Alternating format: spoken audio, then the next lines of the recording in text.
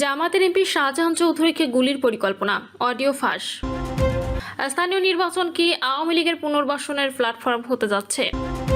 এবং সর্বশেষ জানাবো, কুষ্টিয়ায় পাথর বোঝাই ট্রাক খাদে উল্টে চালক সহকারী নিহত। দর্শক শুনছিলেন সংবাদ শিরোনাম, এবার জানিয়ে দিব বিস্তারিত সংবাদ। তবে তার আগে অনুরোধ থাকবে ভিডিওটিতে একটি লাইক দিন এবং ভিডিও সম্পর্কে আপনাদের গুরুত্বপূর্ণ মতামত কমেন্ট করে জানিয়ে দিন। জামাতের এমপি শাহজাহান চৌধুরীকে গুলির পরিকল্পনা, অডিও ফাঁস। চট্টগ্রাম 15 আসনের জামাত ইসলামী সক্রিয় সদস্য শাহজাহান চৌধুরীকে লক্ষ্য করে হামলার পরিকল্পনার একটি অডিও রেকর্ড সামাজিক যোগাযোগ মাধ্যমে ছড়িয়ে পড়েছে। ফাঁস হওয়া ওই অডিওতে লোহাগাড়ার এমপি আরমান সাহেব শাহজাহান চৌধুরী এখানে আসলে পায়ে গুলি করব এমন কথা শোনা যায়। স্থানীয় বিভিন্ন সূত্র থেকে নিশ্চিত হওয়া গেছে, অডিওতে কথোপকথন চালানো দুই ব্যক্তির মধ্যে একজন হলেন এমপির পিএ আরমান উদ্দিন এবং অপর প্রান্তে থাকা ব্যক্তি হলেন লোহাগাড়া সদর ইউনিয়নের রশিদারপাড়া এলাকার বাসিন্দা ও যুবদল কর্মী মোহাম্মদ তারিকুল হক। ফাঁস হওয়া অডিওতে তারিকুলকে বলতে শোনা যায়, লোহাগাড়ায় এমপি কেন আসবে, আসলে পায়ে গুলি করে জিজ্ঞেস করব কেন এসেছে, এখানে আরমান সাহেবের কথাই চলবে। জবাবে আরমান উদ্দিনকে বলতে শোনা যায়, এমপিকে তো লোহাগাড়ায় না আসতে বলি, তারপরেও লোকজনের জ্বালায় আসে। কথোপকথনের এক পর্যায়ে তারিকুল নামের ওই যুবদল নেতা অস্ত্রশস্ত্র নিয়ে থাকার কথা বললে জবাবে আরমান উদ্দিন বলেন, এসব করলে পুলিশ আসবে, আর্মি আসবে, এমপি আসবে। স্থানীয়দের দাবি, অডিওতে কথা বলা তারিকুল হক লোহাগাড়া এলাকায় অবৈধ বালু উত্তোলন ও পাহাড়ের মাটি কাটার সঙ্গে জড়িত একটি প্রভাবশালী চক্রের সঙ্গে সম্পৃক্ত। অপরদিকে এমপি শাহজাহান চৌধুরী পিএ আরমান উদ্দিনের বিরুদ্ধে প্রশাসন ও আইন শৃঙ্খলা বাহিনীর কর্মকর্তাদের কাছে বালুমহাল এবং মাটি কাটা নিয়ে প্রভাব খাটানো তদবির বাণিজ্যের অভিযোগ রয়েছে। এ বিষয়ে হাতকানিয়া সার্কেলের অতিরিক্ত পুলিশ সুপার আরিফুল ইসলাম সিদ্দিকী জানান, এই ঘটনার সাথে তার কোনো সংশ্লিষ্টতা নেই। তবে আরমান নামের ওই ছেলেটি বিভিন্ন ইস্যুতে তার কাছে তদবির করতেন, যার প্রমাণ তার হোয়াটসঅ্যাপে সংরক্ষিত রয়েছে। চট্টগ্রাম জেলা পুলিশ সুপার মোহাম্মদ মাসুদ আলম অডিওটি পাওয়ার বিষয়টি নিশ্চিত করেছেন। তিনি বলেন, পুরো বিষয়টি বর্তমানে পুলিশ গুরুত্বের সাথে যাচাই বাছাই করছে। তবে এই অডিও ফাঁসের ঘটনায় অভিযুক্ত পিএ আরমান উদ্দিন কোনো মন্তব্য করতে রাজি হননি এবং যুবদল কর্মী মোহাম্মদ তারিকুল হকের মুঠোফোনটি বন্ধ থাকায় তার বক্তব্য নেওয়া সম্ভব হয়নি। স্থানীয় নির্বাচন কি আওয়ামী লীগের পুনর্বাসনের প্ল্যাটফর্ম হতে যাচ্ছে? আগামী স্থানীয় নির্বাচন যখনই হোক, তা ক্ষমতাসীন বিএনপি সরকারের জন্য যে অ্যাসিড টেস্টে পরিণত হবে তা আঁচ করা যাচ্ছে। অনেকের মতে এই নির্বাচন কার্যক্রম নিষিদ্ধ আওয়ামী লীগের পুনর্বাসনের সুযোগ সৃষ্টি করতে পারে, কারণ এবারের স্থানীয় নির্বাচন কোনো দলীয় প্রতীক হবে না। এলাকায় যাদের প্রভাব প্রতিপত্তি কিংবা ভালো ইমেজ রয়েছে তারা প্রার্থী হবে। এই প্রার্থীদের দলীয় প্রতীক না থাকলেও তাদের পেছনে যে পরোক্ষভাবে বিএনপি, আওয়ামী লীগ, জামায়াত, এনসিপির সমর্থন থাকবে তা বলা বাহুল্য। দেশে বর্তমানে 5599টি ইউনিয়ন পরিষদ এবং 500টি উপজেলা, 12টি সিটি কর্পোরেশন এবং 330টি পৌরসভা রয়েছে। পর্যায়ক্রমে অনুষ্ঠিতব্য এসব স্থানীয় নির্বাচনকে খাটো করে দেখার সুযোগ নেই। এসব নির্বাচনে যে দলের সমর্থিত প্রার্থী যত বেশি সংখ্যায় নির্বাচিত হবে, তৃণমূলে সে দলের ভিত্তি তত দৃঢ় হবে। যেহেতু এবার কোনো দলীয় প্রতীকে নির্বাচন হবে না, তাই ক্ষমতাসীন বিএনপির সঙ্গে তা চ্যালেঞ্জ হয়ে উঠবে। ক্ষমতায় থেকে জনগণের জন্য কি করছে, কেমন করছে, কতটা উন্নয়ন করেছে, তার নীতি আদর্শ কতটা গ্রহণ করেছে, এসব নির্বাচনের মাধ্যমে তৃণমূলের সাধারণ মানুষের রায় পাওয়া যাবে। ক্ষমতাসীন দল সমর্থিত বেশি সংখ্যক প্রার্থী যদি বিজয়ী হয়, তাহলে বোঝা যাবে তার প্রতি জনসমর্থন বেশি রয়েছে। তো ক্ষমতাসীন দলের মনোবল বৃদ্ধি ও কর্মকাণ্ড গতিশীল হবে।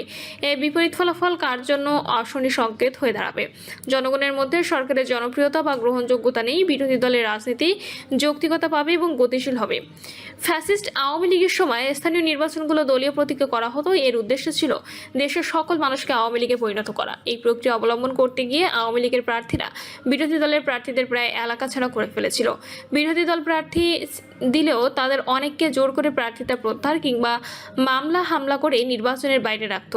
আবার নিজেদের মধ্যকার প্রতিদ্বন্দ্বী একাধিক প্রার্থীর মধ্যে আধিপত্য বিস্তার ও পাশ করার জন্য রক্তাক্ত সংঘাতে লিপ্ত হতো। এতে শত শত মানুষ নিহত হয়েছে। অনেক ইউনিয়ন ও উপজেলা রক্তাক্ত জনপদে পরিণত হয়েছিল। যারা নির্বাচিত হতেন তারা উন্নয়নের জন্য বরাদ্দকৃত অর্থ লুটপাট করা সহ কেবল তাদের সমর্থিত লোকজনের মধ্যে সরকারি সেবা বিলি বন্টন করত। আওয়ামী লীগের বাইরে অন্য দলের নেতাকর্মী ও সমর্থকরা সরকারের সুবিধা পাওয়া দূরের কথা, এলাকায় থাকতে পারত না। এবার দলীয় প্রতীক বাদ দেওয়ার প্রতিপক্ষ প্রত্যক্ষভাবে প্রতিদ্বন্দ্বী রাজনৈতিক দলগুলোর মধ্যে সংঘাতের সৃষ্টি না হলেও পরোক্ষভাবে কিছু না কিছু সংঘাত যে তৈরি হবে তা অনুমান করা যায়।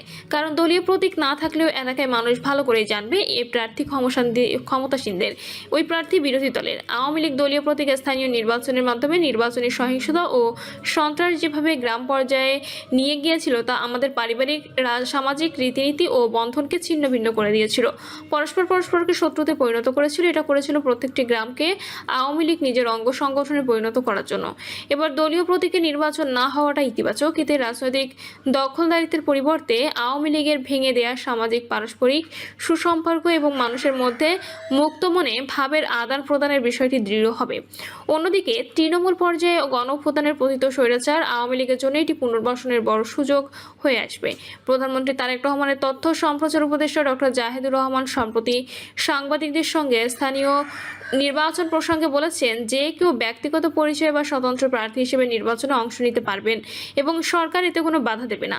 আওয়ামী লীগের অংশগ্রহণ প্রসঙ্গে তিনি বলেন, যেহেতু আওয়ামী লীগের সাংগঠনিক কার্যক্রম নিষিদ্ধ, তাই দলটির পদপদবি ব্যবহার করে বা দলীয় পরিচয়ে নির্বাচনে অংশ নেওয়ার কোনো সুযোগ নেই। তবে শর্তাবলী পূরণ সাপেক্ষে দলটির যে কোনো নেতাকর্মী ব্যক্তি পর্যায়ে নির্বাচনে অংশ নিতে পারবেন। তার এই কথা থেকেই বোঝা যায় স্থানীয় নির্বাচন আওয়ামী লীগের পুনর্বাসনের একটি প্ল্যাটফর্ম হতে যাচ্ছে। আগেই বলেছি, দলীয় প্রতীকে নির্বাচন না হলে স্থানীয় পর্যায়ে যে কোনো দলের প্রার্থী হবে তা সকলেই জানবে। আওয়ামী লীগের প্রার্থী যদি দলীয় পদপদবি ব্যবহার নাও করে, সে যে আওয়ামী লীগের তা না বললেও বোঝা যাবে। ফলে সরকারের সমর্থক প্রার্থীর জন্য তা চ্যালেঞ্জের বিষয় হয়ে দাঁড়াবে। তাকে একদিকে আওয়ামী লীগের সমর্থক প্রার্থী, অন্যদিকে জামাত এনসিপি সমর্থিত প্রার্থীকে মোকাবিলা করতে হবে। আবার স্থানীয় পর্যায়ে আওয়ামী লীগ জামাত এনসিপি যদি সরকারের দলীয় প্রার্থীর বিরুদ্ধে জোট বেঁধে নির্বাচন করে, তাহলে তা কতটা চ্যালেঞ্জের হয়ে দাঁড়াবে বোধ করি তা বুঝিয়ে বলার অবকাশ নেই। বলা বাহুল্য, স্থানীয় নির্বাচন ক্ষমতা পরিবর্তনের নির্বাচন নয়। তবে তৃণমূল পর্যায়ে ক্ষমতাসীন দল সমর্থিত প্রার্থীরা সংখ্যাগরিষ্ঠতা না পেলে জনগণের কাছে সরকারের গ্রহণযোগ্যতা বৃদ্ধি হয়, সরকারের গৃহীত উন্নয়ন কর্মসূচি বাস্তবায়নে বাধাগ্রস্ত হয়। অন্তর্বর্তী সরকার কোনো ব্যক্তি বা সত্তাকে নিষিদ্ধ ও তাদের যাবতীয় কার্যক্রম নিষিদ্ধের সুযোগ রেখে 2025 সালের 11 মে সন্ত্রাসবিরোধী আইন 2009 সংশোধন করে অধ্যাদেশ জারি করে। পরদিন আওয়ামী লীগ ও এর অঙ্গ সহযোগী সংগঠনগুলোর সব কার্যক্রম নিষিদ্ধ করে প্রজ্ঞাপন জারি করেছিল।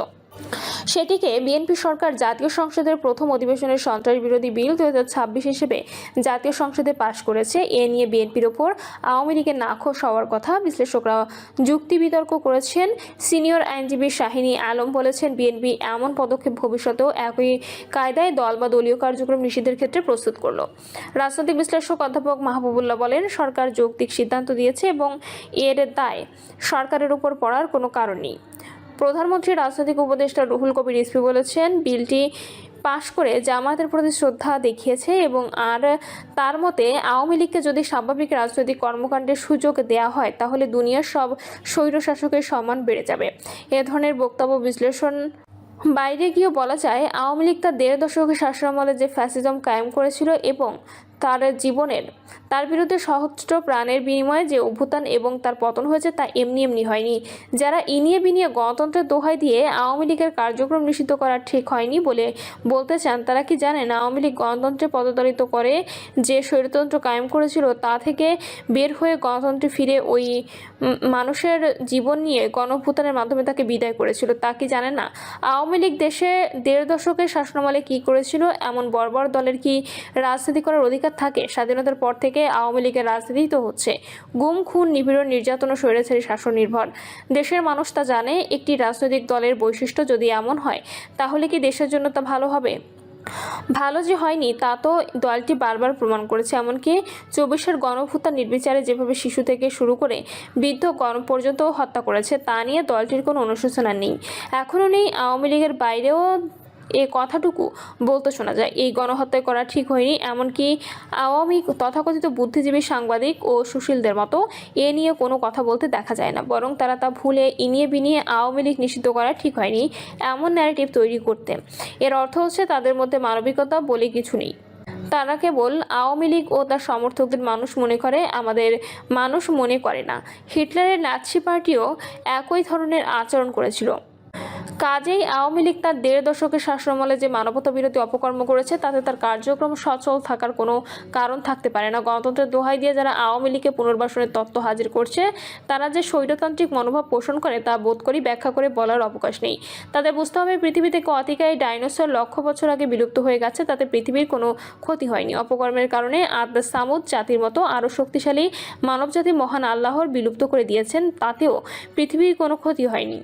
আওয়ামী লীগ যে দেশের জন্য ক্ষতিকর তা সকলেই জানে। দেশ ও দেশের মানুষের প্রতি তার হিংসা প্রতিহিংসা প্রতিশোধ নেওয়া এবং ধ্বংস করাই তার চারিত্রিক